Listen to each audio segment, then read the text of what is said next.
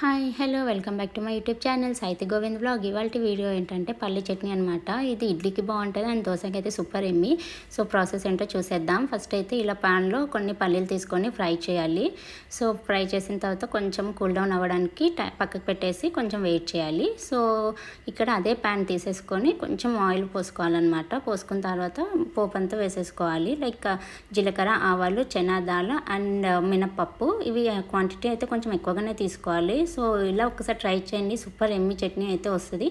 So ఇక్కడ నేను పచ్చిమిర్చిని యాడ్ చేస్తున్న తర్వాత వేగనిచ్చిన తర్వాత ఇవన్నీ బాగా వేగనివ్వాలి.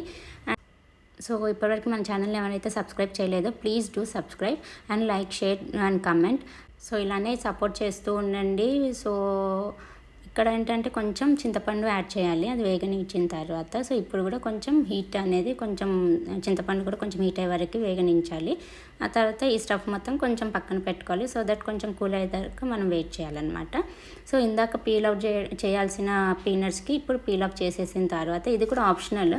సో ఏంటంటే నేనైతే తీసేసిన తర్వాత ఇంకా పక్కకు పెట్టేసుకోవాలి. అండ్ ఇందాక కూల్ డౌన్ అయిపోయిన స్టఫ్ని కూడా మనం ఒక జార్లోకి ట్రాన్స్ఫర్ చేసుకోవాలి. ఫస్ట్ అయితే ఇక్కడ పోపు అంతా వేసేసుకుంటున్నాను అండ్ ఇది పల్లీలు కూడా వేసేసుకుంటున్నాను.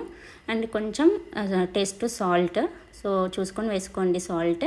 అండ్ కొంచెం వాటర్ కూడా యాడ్ చేసుకుంటున్నాను. అంతే, ఇంకా ఈ స్టఫ్ని మొత్తం కూడా మనం మిక్సీ జార్ నుంచి మిక్సీ చేసేసిన తర్వాత కొంచెం మన టెక్స్చర్కి సరిపోయినంత వాటర్ పోసుకోవాలి. పోసుకున్న తర్వాత కూడా మనం మిక్సీ చేసేసుకోవాలన్నమాట. సో అంతే, సింపుల్ సూపర్ ఎమ్మి చట్నీ మాత్రం రెడీ అయిపోయింది.